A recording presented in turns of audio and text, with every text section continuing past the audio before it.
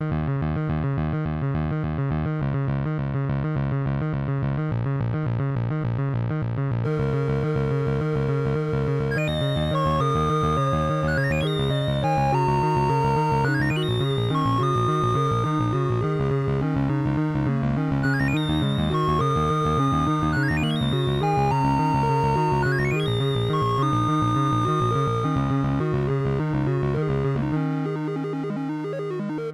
evening, ladies and gentlemen, and welcome to the Large and Unnecessary First Player Token podcast. Instead of my special podcast voice there. You are. You should get a radio show. Yeah. Podcast is, I need a less oversaturated medium to stand out from the crowd. What, like radio? Yeah. Well, I mean, yeah, radio is everywhere, I suppose, as well. It's a dying thing, though. Because everybody's listening to this podcast. This is when to get into it, really. Yeah. When you can dominate the airwaves because everybody's evacuating. Evacuating from what? Just... It makes it sound like there's some sort of tragedy going on. The sinking of radio. Actually, I've listened to the radio. There is some sort of tragedy going on. Right, well, this is episode 22 of this illustrious podcast. Yes. Not radio show. It's 22, as you tried to remind me with rabbit quotes in the previous attempt at recording this. Previous attempt at recording this. I've just dropped the mic so many times, and it wasn't like in a sort of a deliberate, I've got something to say here. Drop the mic, no, just fumble it off of a board game box and accidentally switch it off in the process. And then wonder what was happening. So yeah, this is attempt 2 at the introduction. So yeah. We're doing not bad. Yeah. Well, at least Pawel's not here, so... Well, that's true. Pawel is not here. We're keeping it pretty tight. It's, like I was saying, there's something blown up at his work and he's trying to hide all the corpses, I think, so... Because I've heard that's his job. His corpse disposal is the primary function of most sinister Eastern European man doing corpse disposal. I mean, he fits the bill. Anyway, we're here to talk about gaming. So we speak of some games. Let's talk about some games. So we've got a few board games to talk about here. A couple of board games and a card game, I think. And then we'll move on to video games after that. So what have you been playing, Euan? Well, just today we've been playing Forbidden Desert. We certainly have. Which came in the post this morning. Did. A nice little gift, actually. Yeah. A gift from a fan. Ah, yes. A regular listener. A regular listener. That's my girlfriend. So sent me Forbidden Desert, which turned out that was a nice unexpected gift in the post today. So we had a quick go at that. Yeah, comes in this lovely biscuit tin. Yep, metal biscuit tin. Yeah. For those of you that like your shortbread, you could hide it in there. For a Fox's selection. So yeah, Forbidden Desert, it came out in 2013. Yeah. It was designed by Matt Laycock, who is the guy who did Pandemic and a number of other things, including he did Roll Through the Ages and stuff like that. But he's the man known for doing Pandemic. He made the original. He was involved in Legacy as well. I assume he just kept on designing Pandemic. He pretty much did. Yeah. Pandemic with its expansions and stuff like that. And also one called Pandemic Reign of Cthulhu. There you go. Because there has to be. There has to be a Cthulhu thing. There always is. Let's do a Cthulhu. Now, Forbidden Desert, it's almost like a second version of another game he did called Forbidden Island. Alright. So Forbidden Island, you can think of that as like, version 1.0 and Forbidden Desert's version 2.0. But they're very similar games, but have their differences. I've not played Forbidden Island, I've seen videos about it though. So yeah, Forbidden Desert, talk to us, Euan. What's this about? Well, let me just clear my throat. It's a sort of like exploration puzzle game. You're essentially a team of people with some kind of strange airship. Some sort of weird steampunk airship. Yeah. And you've crash landed in a desert, and you have to find various parts for your ship, get them to the launch pad, and escape. Yeah. But there's a sandstorm cutting about the place, dumping sand everywhere, and you have limited water supplies. And generally a limited time to complete the game. There's various things that can end the game prematurely and result in your deaths. So you choose a role at the start of the game, and there's various ones. I went the explorer, and you were the archaeologist. I think they were both pretty useful roles for what we were trying to do. We still didn't manage to survive. We were so close. We were so close to winning this game, and it was within sight. Yeah.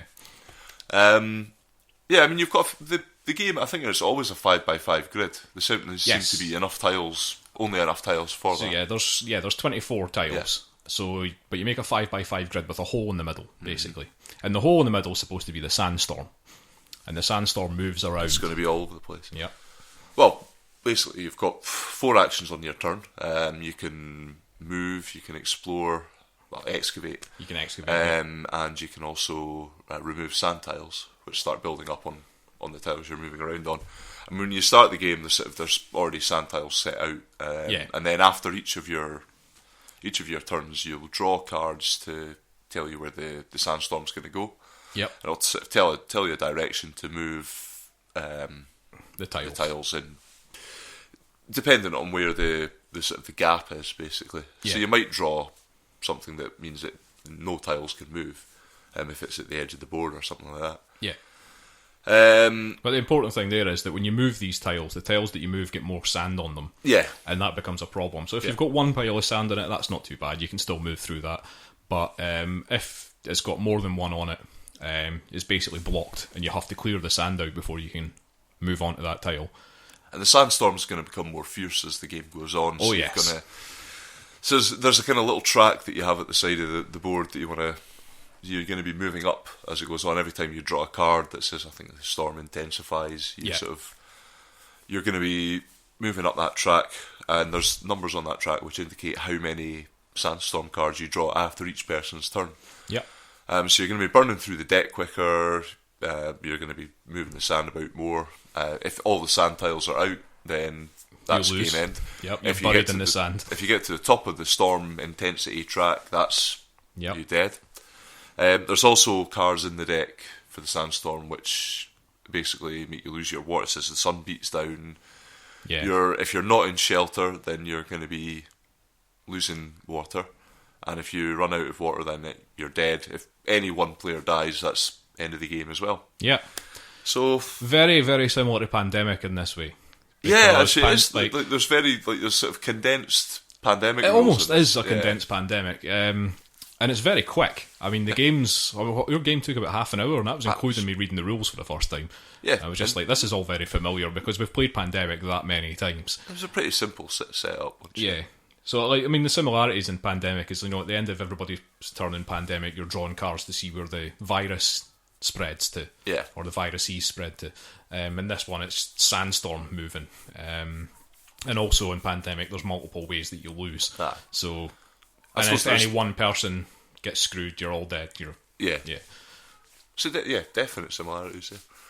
I mean, if all a virus,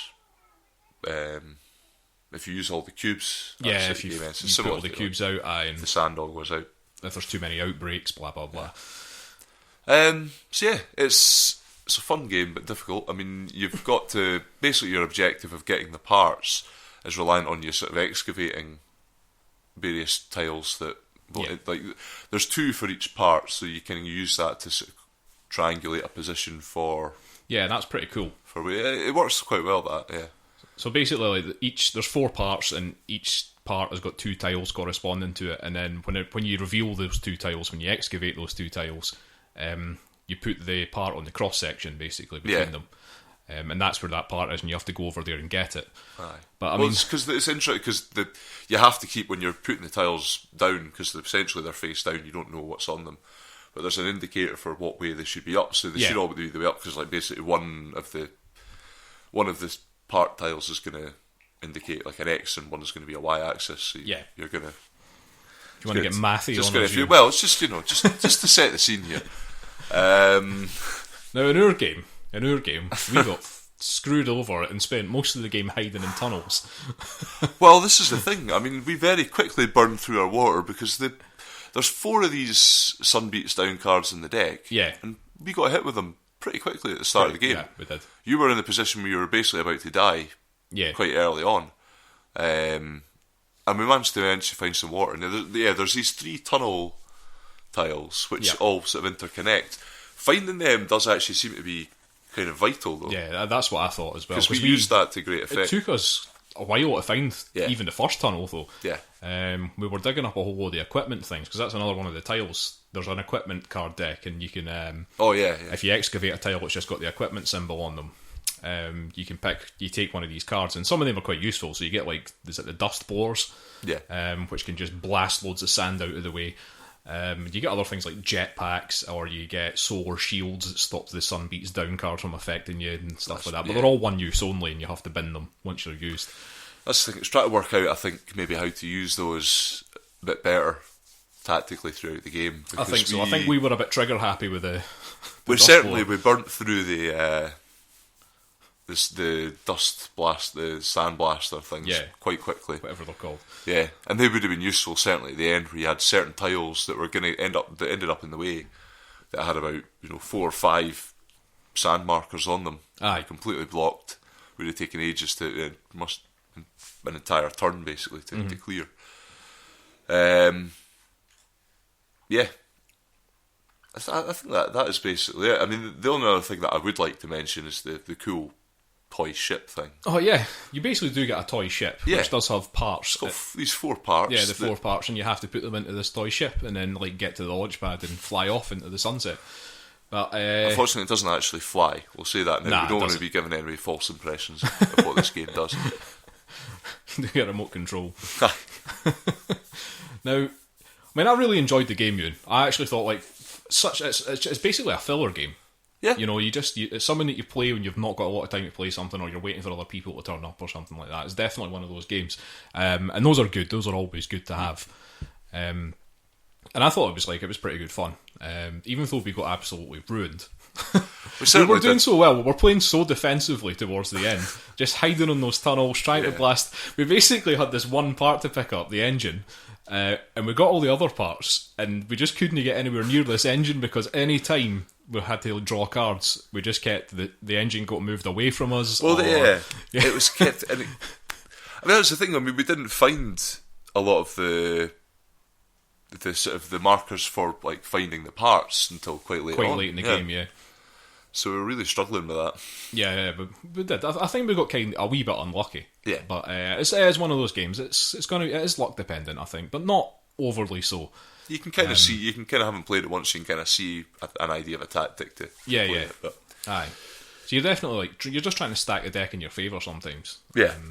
Saving up some of these equipment cards, or getting into the right position. Yeah. Even towards the end, because we'd kind of worked out that there's only 4 tiles left, and 3 of them had to be engine part ones and stuff like that. So we knew sort of where we needed to go in order to try and find where these engine parts were, or ship parts even. But I mean, like I say, I really enjoyed it. Looking forward to playing it again. Maybe get some more people, because we only played the 2-player game, but it works quite well as a 2-player game. I think so. It's compact enough that you can kind of... That's right, aye. Because you do tend to find that quite a lot of games that are designed for 2+ players tend to suffer when it comes to 2 players, but I didn't really feel it with this. I thought this was actually still quite fun. But yeah, Forbidden Desert. Yeah. It's pretty cheap. How much? I'll tell you that. In fact, I'm just looking just now, and it is £15 on Amazon.co.uk. £15. Unexpected. So it's because there's not really a lot in the game. There's just some tiles, and it's quite nicely presented. The parts all look quite nice. It's. I've heard people complain about this metal box that you love. Really? Yeah, because it's a weird shape and size. Well, it doesn't fit well on, and there are not many other games made in that way. No, there's not. But I mean, this is just nerd complaints. Well, what you should do is release a series of very good games in boxes like that, and then you could have a shelf dedicated to them. Right. Little collector thing for the collectors. Nerds love that. Nerds do love collecting stuff, as we discussed in the last episode, much to your anger. Oh, I'm not so bothered today. I can't get worked up. You seem quite tired. I fell asleep playing Dragon Quest 9. Yep, and I woke you up rudely. For my tea. Euan, we have a podcast to make. That's why I'm gaming. Right, so that's Forbidden Desert. Have a look out for it. It's pretty cheap, well worth getting, easy to learn, easy to play, and it's fun. Go for it. Right, moving on. I went up to the Edinburgh Games Hub last week. Another plug for those guys. A plug for those guys. Do sterling work. in Edinburgh with the gaming. So it's a gaming cafe, basically, in Edinburgh. I would think it was the first one that opened. I think there's now maybe 3 or 4 of them now, actually. Is it? Dotted about the place, yeah. Oh, yeah. But I think there's one it's either just opened or it's about to open. I don't know what it's called. But the Games Hub's the one that we've been to a few times. They have a thing on which was organised by somebody on Board Game Geek, which is the Groupless Gamers Night. I went along to the first couple of them, but then I've not really had much time to go up to them. So I decided I'd make my annual appearance last week. Nice. So Keep I your went hand up. in. Yeah. Got talked into playing a game called CO2. Not really talked into it, because I'd heard good things about this game. Right. Or You didn't have to interesting be things. Convinced. I didn't have to be convinced, no. So it's a game called CO2, which, carbon dioxide. So this is a game about pollution. Oh. It's designed by a Portuguese designer that I've never heard of before, called Vital Lacerda, or Lacerda. I don't know how you pronounce that. And it is published by a number of people, including Stronghold Games. They're probably the biggest name there. Now, this is it's an odd game, Euan, because you're all playing as sort of almost like heads of a energy company. All right. Now, the game starts in the 1970s. Okay, so back in the days when coal plants, oil plants, everywhere, pumping pollution into the air. Yeah. Okay, so you've got this board which has 5 continents on it. So you've got this South America, North America, Europe. You've got Australasia or Oceania, whatever you want to call it, and Africa. And there are spaces on each of these continents for power plants. Now the game starts with some random polluting power plants on each of these continents. So you'll start off with some coal and oil and blah blah blah. And there's a track at the side of the board which marks how much pollution you're putting into the air. So you put these tiles out, counting up the numbers on them. They've got 50, 40, 30, something like that, depending on what they are. I think the coal plants have got 50 on them. And you then move that up. Okay. Now, the object of the game here, it's a semi-cooperative game. So the object of the game here is to not pollute the planet to the point where it gets to the point of no return, basically. But also, because it's semi-cooperative, you have to get the most points. Yeah. And you do that by building power plants, doing various things, like starting projects and all sorts of stuff like that. Now, it's really weird because, like I say, you start in the 70s, and every decade, so there's a certain number of turns. I think it goes up to 2020, so maybe it's 5 or 6 turns. And every decade, when you move up, you have to then fill up the second space in every continent's power plant thing. Now, if you've already put power plants in there, which are going to be green power plants because you're going to be building them, and it's the only ones you're allowed to build, you have to put if you've put something in that second space, you don't have to put another power plant in there. So if Africa's got starts a game with a coal power plant, you manage to put solar energy in there, right? Then you don't have to fill up Africa's second space because it's already got something in it. Okay. But any other continent that doesn't have something in that second space gets another shit power plant. And it has to get one of those. So that's just going to be pumping more pollution as you go on. Yeah. So you have to start working together, and it's kind of complicated, and it's deliberately so. Yeah. It's deliberately made so that you have to work together, because you can't really just put power plants out yourself and expect the world to survive that way. Right. Okay. You need so you've got to try and be really clever about it. But so in order to put power plants out, you have to first of all propose a project, and then somebody has to then create that project, and that project then becomes a power plant. Right. Okay, so there's 3 steps to it, but each player's only getting really 2 actions a turn, I think it is. I think it depends on the number of players that are in the game, but we played with 5, so I think you're getting 2 actions a turn. Yeah. 2 actions per decade, basically. You get some free actions that you can do, but those tend to be they're not going to have a massive effect on the actual pollution level or anything like that. It tends to just be doing stuff for yourself, like taking project markers so that you can create projects later and stuff like that. Now, there's also another thing in that there's a technology track. So I think there's 5 different types of green energy in the game. So you've got stuff like I say, solar plants, you've got nuclear power, you've got, I think, possibly wind. You've got hydro, possibly hydro. I can't actually remember what they are. I think hydro might be one of them. And there's one to do with trees and whatever. I don't know what it is, but something green, something very green to Okay. do with trees. I'm no expert. Tree on this, but electricity. Tree electricity. Right, Let's just call let's it go that. for a Tree bit of that. electricity. Sounds amazing. So you have corresponding technology tracks for each of those Yeah. things, and you can only build power plants if you have the right technology level for those things. But you can set up chain things because technology tracks all have symbols on them. So you can get free stuff if you go quite far up one of these tracks.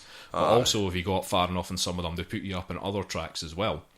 So you've got to really think about, okay, if I put this project out, I can get the points for this. If I put, you've got these scientists that you can put onto the projects and move Right. around and stuff like that. And if you've got scientists on a certain project at the end of the round, you get technology points for that and that thing and blah, blah, blah. So you've got to really try and think about what's happening. And you really have to try and work together as well. Yeah, so I see this is So- maybe where the cooperation yeah. is going to come in, where you want to get people specialised. You do. You do really want to specialise in it. I'd really specialise in nuclear power because that's just how I roll. Right. But Just get the nuke. yeah, just get the nukes out. Yeah. Everybody was giving me a bit of a ribbon for that because they were just like, "Are you really using this for power plants?" It's not real green energy. You know. But It doesn't fart out smoke. yeah.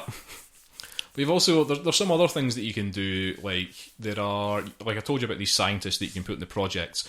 People can kick you off of projects if they want to get the technology points for them. But if they do that, you can then move your scientists somewhere else. Right. And one of the places you can put them is into, like, they have conferences. So there's little tiles on the board that have got, like, the different symbols for the different types of green energy on it. And if you were kicked off of, say, solar power, Yeah. and there was a solar power conference, you could put your guy in the solar power. These conferences all have at least two symbols on them, two different ones. So you have to get somebody else or another one of your scientists onto the other symbol as well. Right. And then if you do that, if you fill that up, the players that had scientists on that tile get technology points for it, and they get quite a bit of technology points for it as well. Right. So actually, Seem worth kicking it. somebody off seems to be quite harsh because you're booting them off of something that they're trying to get points in. But you can actually end up giving them a big bonus later on because they're actually going to get extra points if they put that scientist on a conference, and that So you conference should then happens. Plan that tactically then. Yeah, so you've got to do that. But I mean, it's one of the most sort of like interesting semi co-op games that we've played.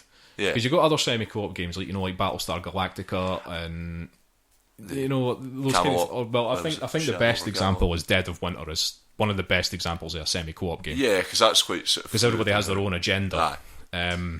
but still want to survive. Because you can lose as a team. So this is kind of similar in that way because you really do have to work together, and we didn't. Right? We tried.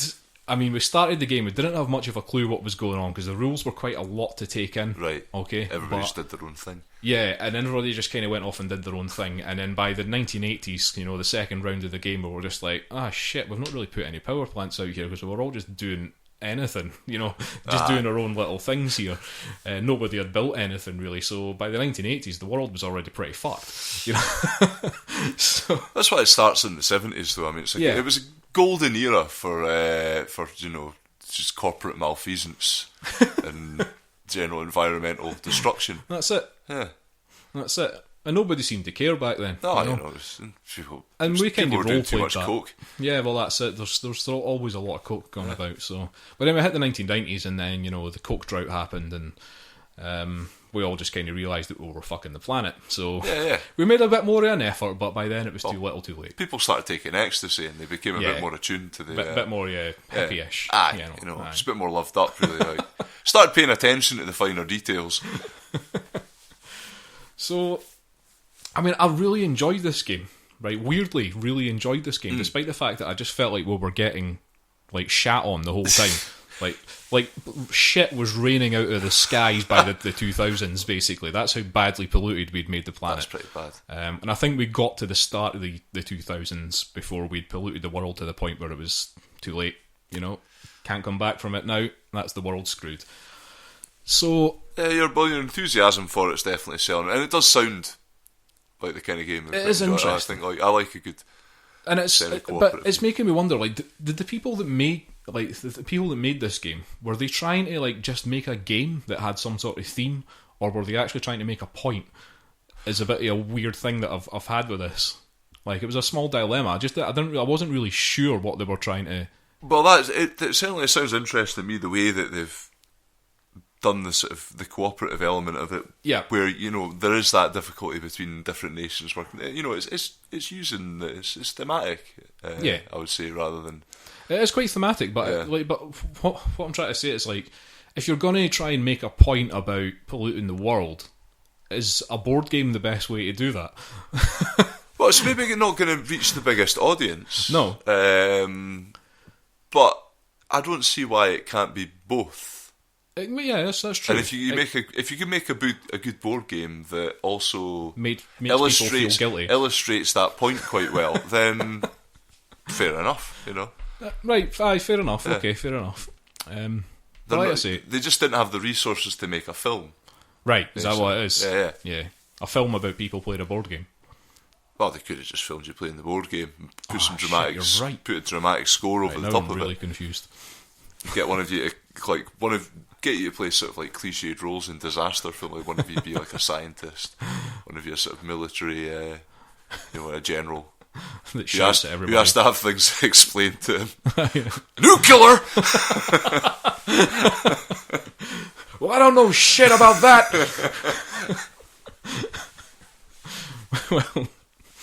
Well, let's see. I might actually pick this game up once. Yeah, I'm funds, keen to give it a go. Or we get up to the Games Hub.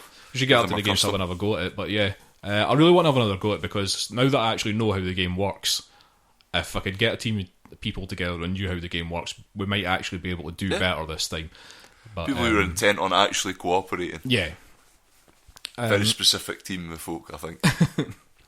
So definitely good game. Mm-hmm. Would play again. Looking forward to playing it again, actually. I'm for it. Time well spent. And hello to all the people at Groupless Gamers, and thanks for the game that night. It was good. Oh yeah. And thanks for the left home goose.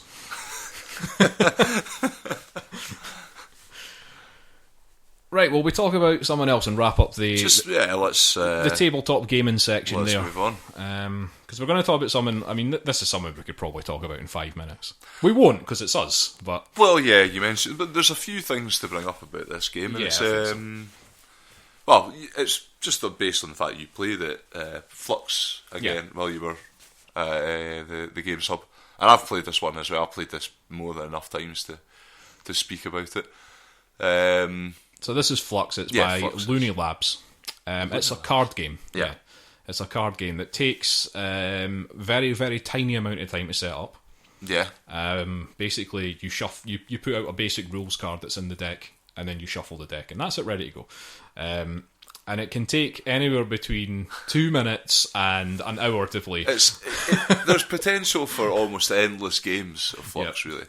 And there's multiple decks as well. I mean, you can buy sort of a lot of them. It's just a lot of sort of novelty stuff like that. I know There's I played a Monty Python deck. There's a lot of that sort of stuff. I mean, from the ones I played, they did use them quite well. They put in sort of silly little challenges and things like that. I should probably say the version I played actually was Martian Flux. I own the original version of Flux, Right. but the version I played last week was Martian Flux. Okay. But you which I'd never played before. You can combine these decks. Oh yeah, can't you can make massive You decks. can make them as big as you want.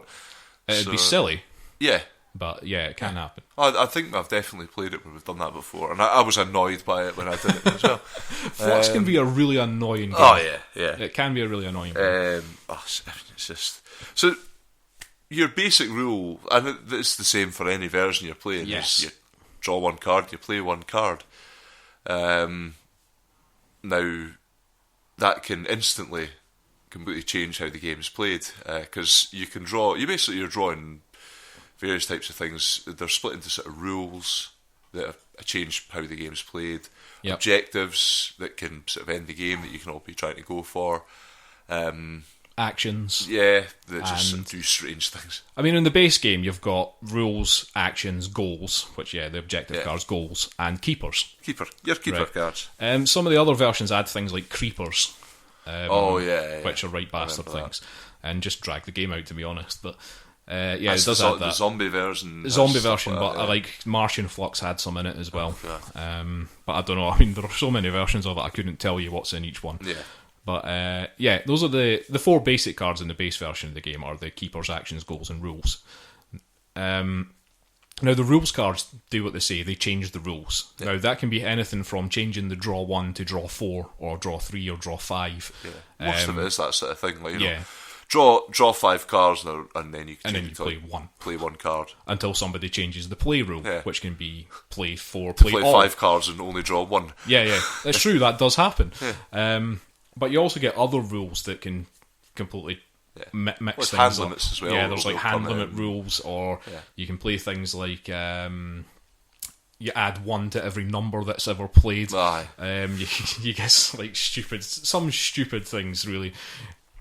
Now the keeper cards are these are kind of weird things. When you get a keeper card, you can play it in front of you. Yeah. And that's like one of the things that you play in it. And they have all just weird pictures on them basically. So they can be things like war, or the moon, or money.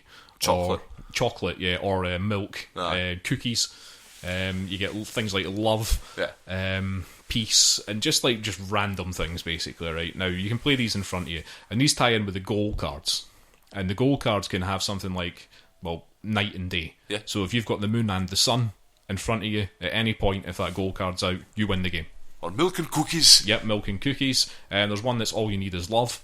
Which is basically, if you only have love in front of you, nothing else, you win. You've got peace, no war. I remember that one. So if somebody has war on the table and you have peace, you can't win unless war isn't there. Stuff like that. And the action cards do various things, like they make you draw 2 cards and play them both, or, you know... and reverse the order. Yeah, reverse the order play, or swap hands and stuff like that. Just like little random action things that you can do. And that's essentially it. That's basically what's in the box for the basic Flux. And you just basically play the game until somebody achieves whatever goal is out. And obviously the goal can keep changing because people can play new goals that replace the one that's on the table. And blah, blah, blah. In a constant state of flux. It is in a constant... That's it, Euan. See, you figured it out. You figured it out, man. Aye. I've said the name of the movie during the movie. You love when that happens. Oh, I did. We was watching The Core earlier. Oh, yeah. Yeah, they say it multiple times quite early on. I just came instead. There was an episode of Game of Thrones that I remember you loved.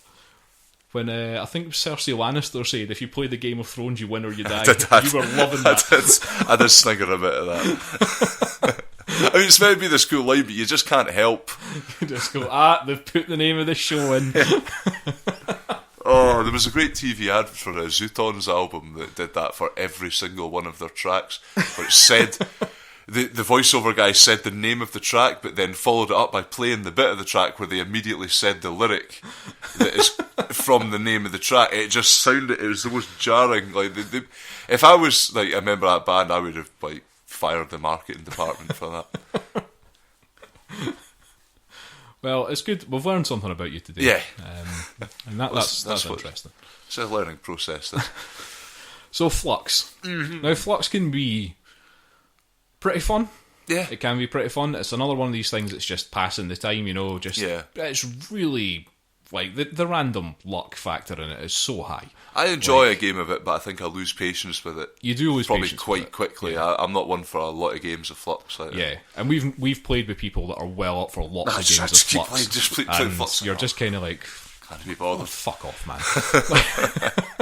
So sometimes the game can get so silly. There can be so many rules on the table, you know, and nobody's winning, and it goes on forever and ever and ever and ever, and it can just kind of drag on. It becomes quite frustrating. I mean, it's a combination of skill and luck, and but there's no way of telling what sort of ratio that's going to come into every any game's game. different. Really. But it's mostly luck. Mostly luck. It's mostly luck. It's seizing the advantage when you can, but it's mostly just dumb luck. Generally, when you're going to win, it's quite obvious that you're going to win. Yeah, because you're either holding the cards that you need to win, or you know somebody's just played something and you just go, well, that's me won in my next turn. Yeah, you know, as long as that stays there, that's it. It's generally quite obvious when you're going to win. What's that microphone again? Though? Yeah, I'm really trying to kill this microphone today. Yeah. But yeah, Flux is like I say, it can be fun. It can be something just quick, pass the time. Don't play shitloads of games of it because you'll just get annoyed. I think it's nice to give it a mention because we've played it a lot and it's always been there. It's always been there for us. It's ever present. Yeah. And in this age of whimsical card games, it's one that actually is enjoyable. Yeah. And requires, it does require you to think. Yeah, there are points in this game where you say, I've got to play these cards in a certain order in order to maximise this. It keeps you on your toes. Yeah. You're constantly having to keep yourself up with what's going on around you. Yeah. So yeah, it's a good. There's that puzzle element to it. Yeah. And I was going to say that this game's probably good for stoners, and just to prove that it is, there is a version of it called Stoner Flux. Of course there is. Of course there is. In fact, should we go through the list here? Oh, let's see. I mean, if it's the sort of thing that would be sold at an HMV, so Q stand. Here are the variants. We've got Stoner Flux, Eco Flux, which is about environmental stuff. I might have played Eco Flux. Zombie Flux, which introduces the creepers. Now, the creepers are something that you can't win the game if you've got creepers in front of you, unless you have certain other things, like other cards that you can play and stuff like that. I remember in Zombie Flux, there's like weapon cards that get rid of them and things like that. It's quite there's Martian Flux, which is similar to Zombie Flux. Yeah. But has some other things, like you can use your UFOs and stuff in Martian Flux to move creepers around, give them to other people. You've got ray guns that kill creepers and stuff. Monty Python Flux, which I've played. Which I've played it with you. It can be a little bit tiresome. It can be very tiresome if you're not a fan of people. Oh yeah, if you're not a fan of Monty Python stuff. If you're not I'm a fan of Monty Python, but sometimes you just cool it. Aye. But if you're not a fan of Monty Python, you can't play this game. No, it would because there are cards in this game which basically mean that you have to do Monty Python impressions. Yeah, you have to. There's one that requires you to sing. I find that just tedious. Sing like the first line of one of the songs, and it proved to me that I didn't really know any of them.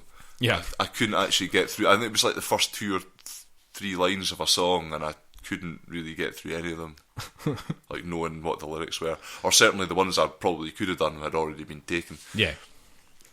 Right, so there's also Pirate Flux, Star Flux, Oz Flux. I'm assuming that's Australia. Maybe it's based after the prison. It's not actually. It's the Wonderful Wizard of Oz. Oh right. Cthulhu Flux, obviously. There's a Flux the board game. Now I have heard about Flux the board game. I've also heard don't play it. That sounds like a step too far. Somebody having what they thought was a good idea. There's Monster Flux. There's Regular Show Flux. I don't know what that is. Oh, that's it's a Cartoon Network show. It's got Mark Hamill does. Mark Hamill does a voice. There is also a Cartoon Network Flux, so that makes sense. Right. Holiday Flux, Adventure Time Flux, Batman Flux, and there's a Firefly Flux, which I didn't know about. But generally, I would say the base game's good enough. Yeah. If it's something like I suppose those other ones are there. If it's something you're really if that's something that you're really into, then pick it up. And you don't need the base game to play the other versions. A Firefly Flux. A Firefly Flux. Firefly Flux. But yeah, like I was saying, if you don't need the base game. Sorry, you don't need the base game to play the other versions of it. Yeah. In fact, all of these are pretty much standalone. So you can combine them. Yep. So there you go. That's Flux for you. A fun, frustrating, silly game. Right. Well, I think that wraps up our tabletop section. Yes. So that's been fun. Let's look up from the tabletop and at a screen. That was a nice segue there. I like a good segue. Well done. We'll be back in a minute. Yep.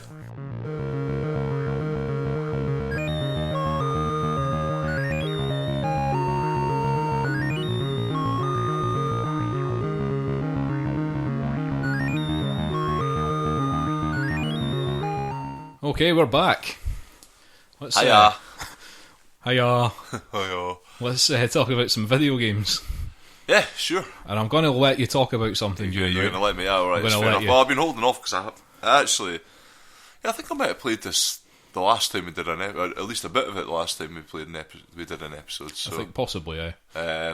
But I wasn't even going to talk about it now. I wanted to hold back because you've been talking about wanting to go through all of Uncharted, which I have started. You have started, have you? Yeah, so I did stream the first a bit of the first game, the first Uncharted.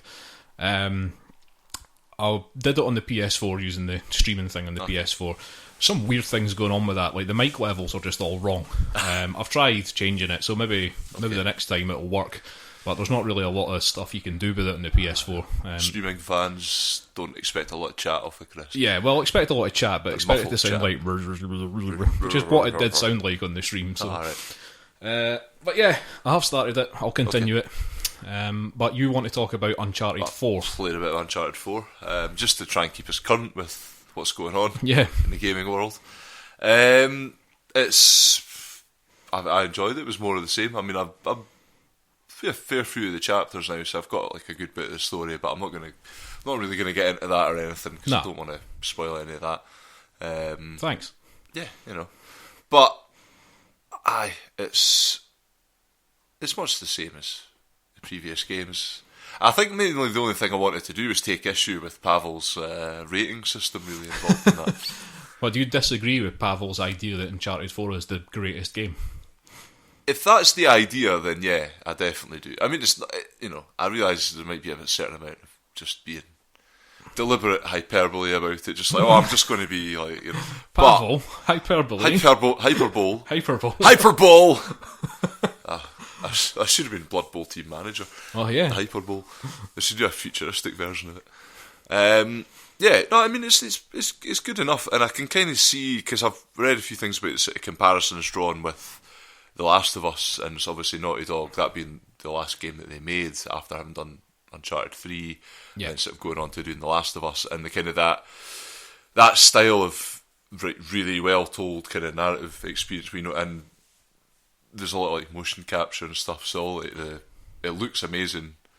You played The Last of Us. Yeah, The Last of Us is amazing. But that's the thing, I think like the biggest innovation was that is, and I'm not aware of any other game that really matches it, is just the sort of expressiveness of the characters. Yeah. When they're, and you, like it really sells you as like a cinematic experience as well as a gaming one, because everybody, like, just little things, like little facial movements and things like that just feel quite real and sort of it really sort of sell it to you. And that's all there in Uncharted 4. Everything that they've sort of taken from The Last of Us is sort of there in the presentation of Uncharted 4. But it's still very much an Uncharted game. It's just, you're just going to various locations, jumping and climbing about the place until somebody tries to start shooting you, and then it becomes a shooting thing, and then a bit more jumping about the place, and then leave that area. I have just got to an area that I'm reliably informed is a bit more open. You start off in a jeep, and I didn't really play any of that area, but apparently you can sort of go back and forth around the whole section. Oh, that's cool. So it does maybe sort of open out into a bigger game. And there's a cooperative. Well, I don't know if there is going to be, if there's like a single player co-op for the game, because basically without giving too much away about the storyline, your brother's involved in this. Nathan Drake's brother is involved in this, and he's there with you through a lot of levels, and sort of it's like sometimes you'll be hiding in a sort of stealth bit, and he'll, an enemy might be coming up close, and he'll fucking jump out and stab them or whatever. So I don't know if that's been worked into like a multiplayer element, or if that's just part of the game that it's just there. But it certainly wasn't something you had really in previous games where somebody else was that involved with. I'm looking at it here. I think it says that the multiplayer is competitive multiplayer. All right, okay. So I thought they had basically what they had for the previous games. Yeah. All right. Well, yeah. I probably can't get too much more into it without revealing. Well, do you? I mean, one of the things about the Uncharted games, I've played through the first one. Yeah. Right, before. I have done it before. The first one's the one I'm least familiar. I mean, I'll hopefully when you get onto 2 and 3 and you talk about, I've already played them, so hopefully we'll have some input on those. But I mean, it feels like because games do have a tendency. These types of games do have a tendency to have that open world thing, but Uncharted doesn't. Uncharted kind of pulls you through the game. Yeah, it's very linear. It's definitely a linear thing where you're just being pulled through from area to area. This is where you go. This is what you do. Yeah. Is it the same in Uncharted 4? Yes, for everything I've played so far. Right. But there is, I mean, I can kind of see where they have expanded a bit, and there's a few levels where there's multiple ways to go. sometimes it's just a wee bit more. It's because I think what I remember about Uncharted 2 going into it for the first time was that it was so linear and it was kind of really railroaded you through a lot of the climbing bits and everything like that. And 3 really, I think, took that a bit further. This one, it's not always exactly obvious where you've got to go. Yep. When you're doing a sort of climbing section or something, and I found there was at least a bit of challenge there and a bit of variety in how that worked. They've got a lot of sliding sections as well, sliding on your arse and then jumping off a sliding bit onto a pole and stuff, and some of those were really well done. Yeah. There's one at a castle in Scotland that I quite enjoyed. Home. I was like, this really is like home. Castles everywhere, man. Yeah. I think Everybody's they've gone a got bit. I think they tried to be a wee bit too grand with that. Right. It didn't really look. It could have passed for Scotland, but it kind of was giving me more of a sort of Bavaria vibe. Yeah, but I tend to forgive that kind of thing in video games because these things are put in there for that reason, to make it look grand. Everybody has this idea in Scotland in their head of being this sort of castles and dark skies and all that kind of thing, It's more about the big glens and that. You love a glen. Yeah, I like a glen. There's bits of Highland that are that impressive, but you they don't look quite like that. They're more sort of rocky and rugged. It's a small nitpick. I don't know why I would get so. Seems like someone's bothering you there. It's the formation of the geography. I noticed the geography, and I don't normally do that, and I don't know whether my brain's picking up on something that I'm not used to. I wish it would stop.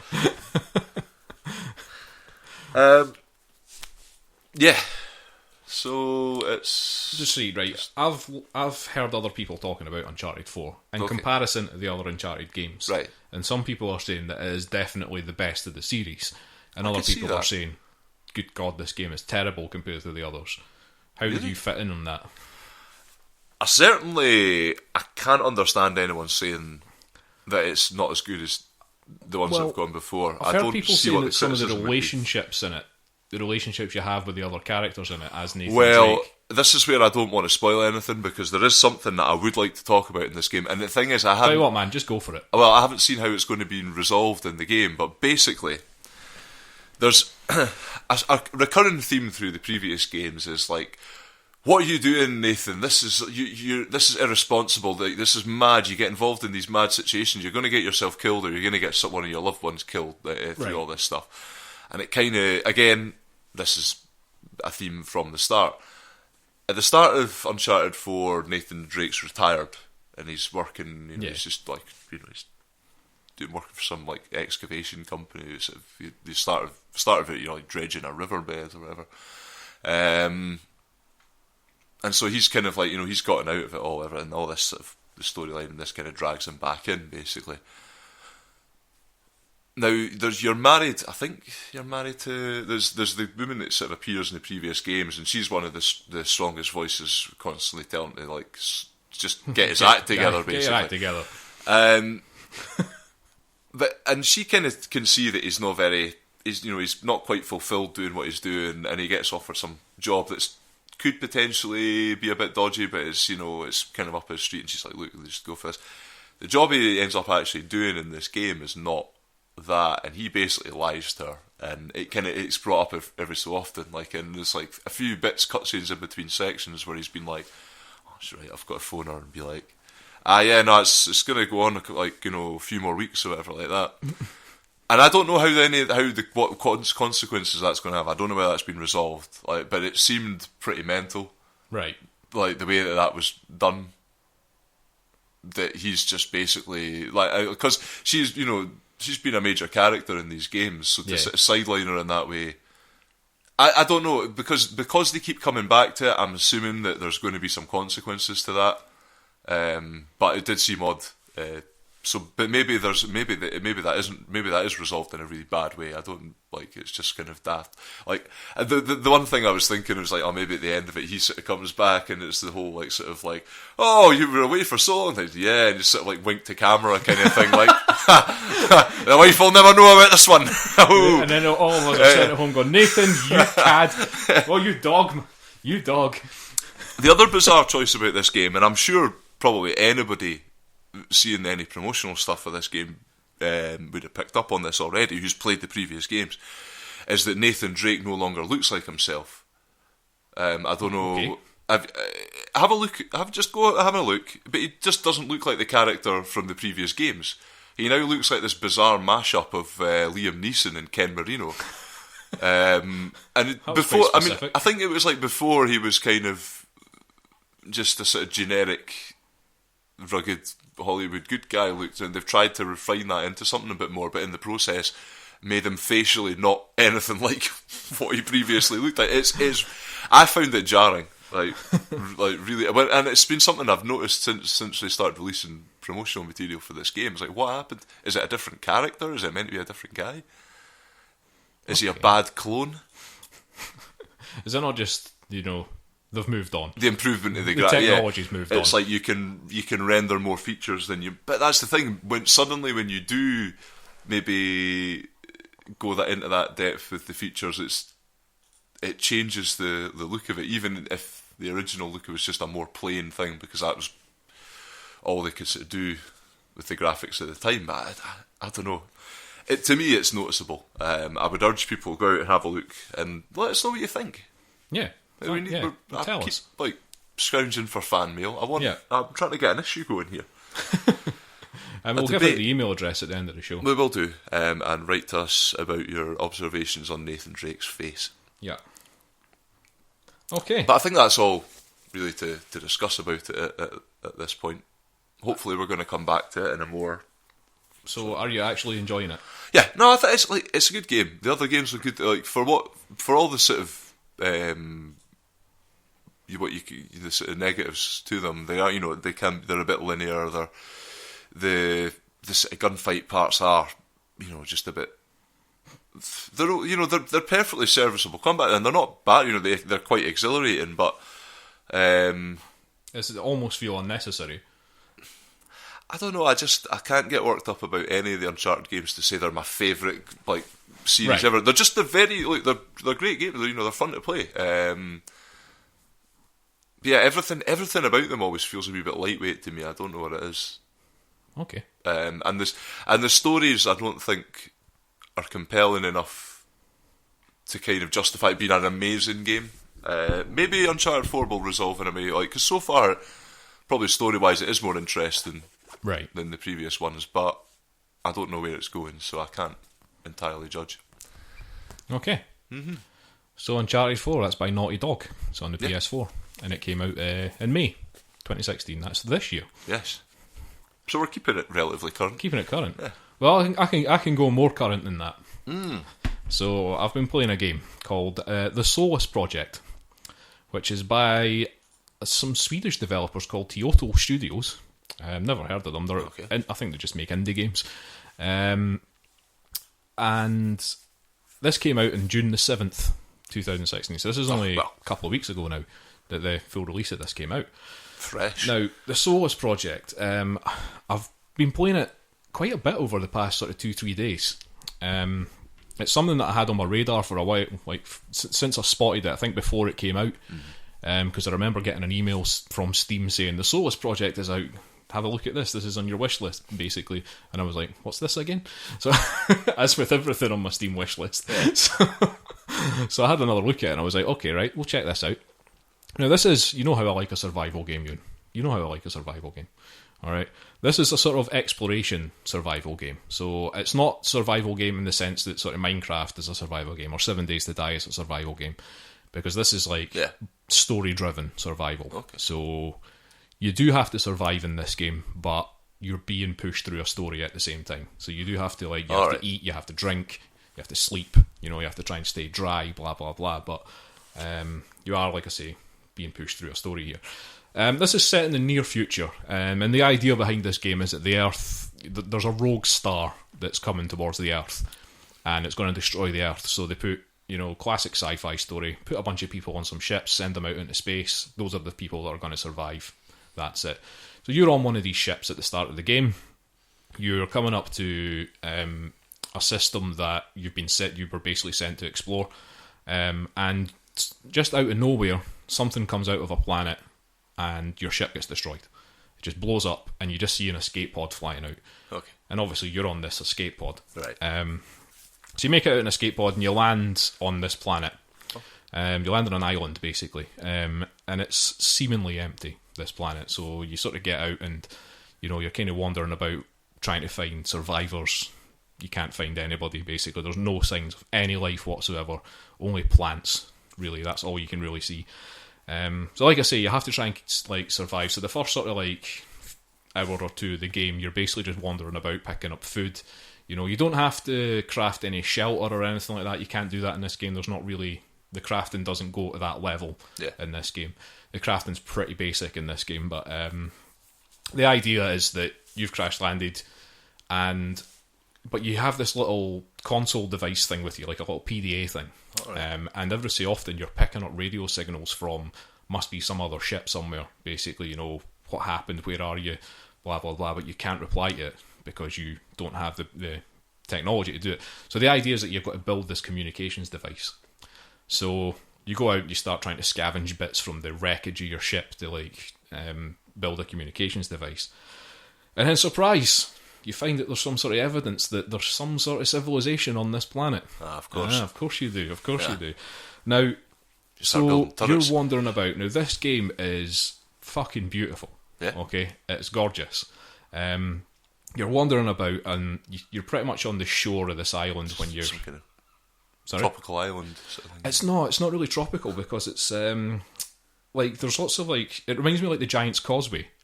Those sort of basalt pillars, and there's red lichen all over the place. There's hills and mountains and stuff like that all over, and everything's it's very red, actually, because this lichen is just everywhere. It's an alien planet. So it's a very red planet. Yeah. It's so atmospheric, this game. It's there's the ambient noise that you hear as you're walking about, in the wind and all that sort of stuff when it rains. If you look up into the sky, there's giant planets and moons and stuff just moving across the sky very slowly, but they're fucking huge. Quality. They're absolutely massive, and it's just, so you're just kind of wandering about. I've taken so many screenshots playing this game, just because you just kind of stop at one point and go, Jesus Christ, this is actually really nice what they've done here. But then you start to find all these things like I was saying, the alien civilization that might be here. So you suddenly just find a statue as just an alien life form, standing up, 2 legs, a massive head, and all that sort of thing. It's almost like Maori sort of stuff, or East Island, that kind of thing. It's kind of weird, but you get little bits of sort of whenever you might discover something that's pretty brutal. I don't know, you've discovered another escape pod that's just crashed. And you get little bits of just music that's just it's very subtle, but you feel it's there, and it's it can almost chills you, sort of thing, just as you're wandering about. And but you also start to find things in the wreckage of some of these things, people's diary entries and stuff like that, and it gives you the sense of just loneliness, and even when you're reading the diary entries, the people that were writing these, you could tell these were lonely people as well. There's one guy in particular that was constantly writing about the woman that he's left behind on Earth, and Earth's now been destroyed, and how he regrets leaving her behind. And so these all escape pods from your ship that you find, basically. Yeah, you can only assume so. So. But when you're reading these things, it kind of affects you in a way. It's kind of like I say, it kind of chills you. These diary bits, they're almost like collectibles in the game, really, because you can just find them strewn about in the ground, and you can read them, and then you can bring them back up in your PDA and look through them to see which pages you're missing and stuff, and try and hunt them all out. Yeah. Now, this the civilization thing that's going on here, kind of spoilers, I suppose, but I'll just kind of touch on it. Spoilers, folk. Turn your head away from the radio.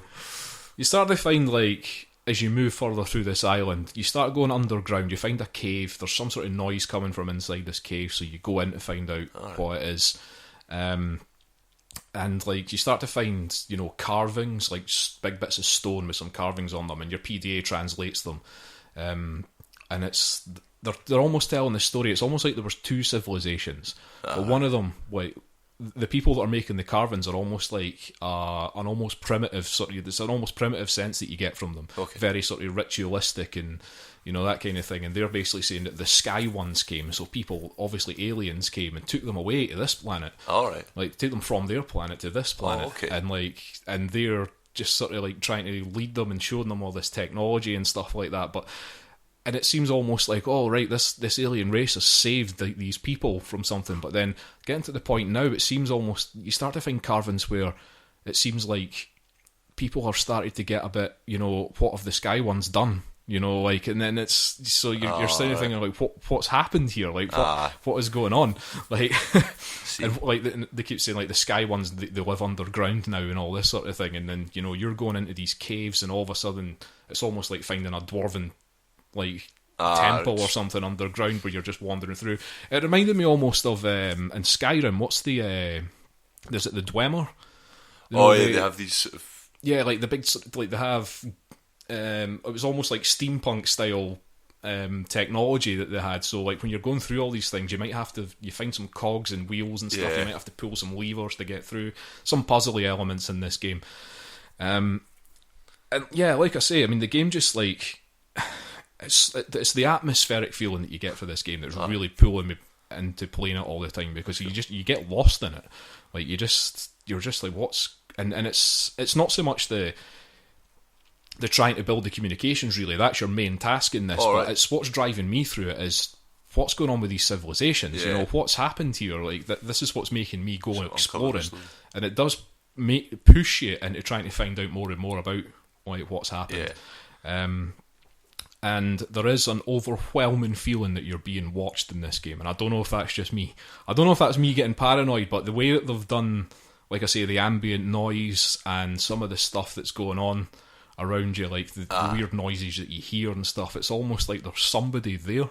Like, and what they've done with that is excellent. Like, it's really excellent. It really got you that feeling.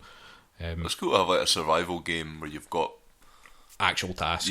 And that's there's like a sort of story running through it, because it kind of keeps you distracted enough that like the story elements are kind of interesting when they come in, or sort of surprising. Oh, that's definitely it.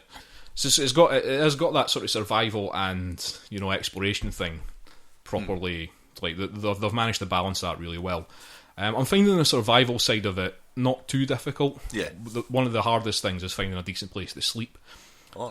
Because if you sleep outside, it rains a lot, and you wake up and you're wet, basically, and you can't really sleep if you're wet and blah blah blah sort of thing. But I'm finding that there's plenty of food about, there's plenty of water, and actually some of the sort of alien ruins that you find, they've got this weird stew in a big pot that you can just eat as much of it as you like. It's almost like magical stew. Alien stew. And they have like perfectly clear baths of water that you can drink out of and stuff like that. So I mean, and you can refill your water tanks there and take them with you if you're going to go underground and stuff like that. But enough sort of like puzzly things to keep you interested, enough mystery to keep you interested. And yeah, I'm definitely going to keep playing the Solus Project because it's a bloody excellent game. Quality. I'm really enjoying it. So totally recommend it. I think Pawel would be well up for this game. I think he would love it. Definitely is up his street. Definitely up his street, because it just draws you in and you can get lost in it. So that's the Solus Project. Like I say, that only came out a couple of weeks ago, so check that out. It's on Steam only, I think. Yeah, Microsoft, Windows, Xbox. Oh, it's on Xbox One as well.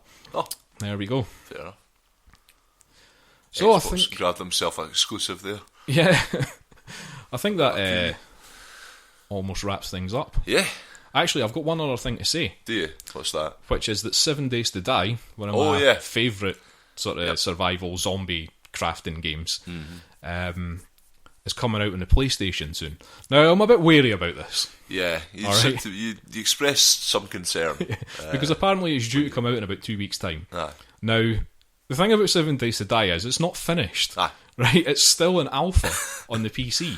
So I don't know how they're going to release a PlayStation 4 version of it, and that's Xbox One as well. I don't know how they're going to do that. Like, I'm assuming, I can only assume that they're just going to polish up one of the alpha versions and release that. Yeah. Which is decent enough, but if the bugs that are in the PC version are still in this polished alpha version It'll not work on the for- PlayStation and Xbox One, that's probably not going to work because console players aren't quite as forgiving about that. Yeah.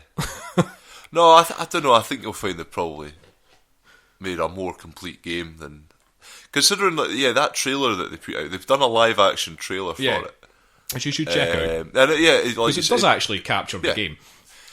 And they're trying to seem, in that way, they seem to be trying to sort of make a bit of an event of it. They must have made something that works. I mean, they might have even put... I mean, have they put like character animations or anything into the game yet? I thought they had they still not done that. They've really... one of the latest alpha versions, they properly remodeled all the zombies and stuff. Yeah. And yes, they were putting a lot of work into the character animations as well. It's been in alpha for, you said, 3 years. You've 2 been or 3 playing years, you've yeah. been I've playing been playing it for ages. Yeah, you've been playing it for about 2 years now.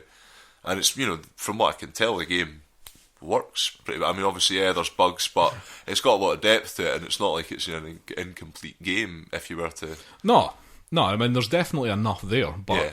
I just think that, like, there is definitely enough there to keep you playing it, but like I say, if the PC bugs transfer over to the PlayStation, then, like I say, console gamers are not going to be as forgiving about it. But it should be interesting. I'm willing to give it a go. It does offer multiplayer split screen and stuff like that. So, Yeah, that would be interesting. So that could be good. But I'll be interested to see that. And Amazon have already got it up for pre-order. So if you want to, when's it released again? I think it's the beginning of July. Right. It might even be the 1st of July, but I'm not sure. Okay. So yeah, beginning of July. Look out for 7 Days to Die if you want some what I find to be hilarious fun, but other people would probably find to be what the hell is this? Yeah. Right, so that wraps up the show, Euan. Yes. Another Pawel-less show. Oh, it's a shame, but I wonder how he's getting on with those corpses. well, hopefully he's Found a got good them all rug to to the hide them under. incinerator by now. He's a strong lad. He is great. He's a big laddie. Aye. Right, well, we do the social media stuff. Let's just rattle off those social media links. Okay, well, our email address is firstplayertoken@gmail.com. Yes. We are on Facebook. We are on Twitter. Now that's @1stplayertoken. Once player token. Yep. SoundCloud, where all our episodes live. Yes. We're also on iTunes. We have a YouTube channel. Mm-hmm. You see all Chris's Yeah, you can see all my video mucking game about on playings Fallout in. 4. Yes. That's the Poltergeist video in Fallout 4. Particularly funny. My Twitch username is Unnecessary Chris if you want to watch me playing various PC games, and at the moment, Uncharted. Yep. And we are part of the Podnose Network, which you can find at all the W's. All the See W's. what I did? All the W's. Yeah. Not all of them, just 3. All you W's dot. Podnose.com. Yes. And there are loads of different types of podcasts on there. And George got a collection of them basically that he puts up. It's And curated.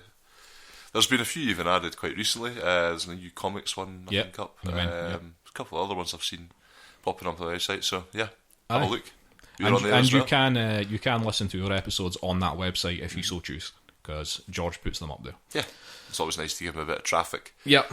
So that's it, episode 22. Yes. What did you think of that? It was even. It was Stephen. Even and Stephen. It was even and Stephen. Excellent. A good review. It was an enjoyable one. I've heard about some games that I've not played. Good. Yes. Right. So we'll see you in a couple of weeks' time for episode 23. Yeah, hopefully Pawel will be fairly back with battering us. through them. Yeah. We're coming up to that year. Oh yeah, it'll be a year in, I think, September. Yep. Is it? Or maybe August, actually. Maybe not. You think we'd know this kind of thing, eh? Og dogs. Well, hopefully we'll get an anniversary episode. Aye, we'll have a wee anniversary Yeah. meal. We'll clink some champagne. Just me glasses and you, up. because Pawel wasn't there to begin with. We can have a Pawelversary later in the year.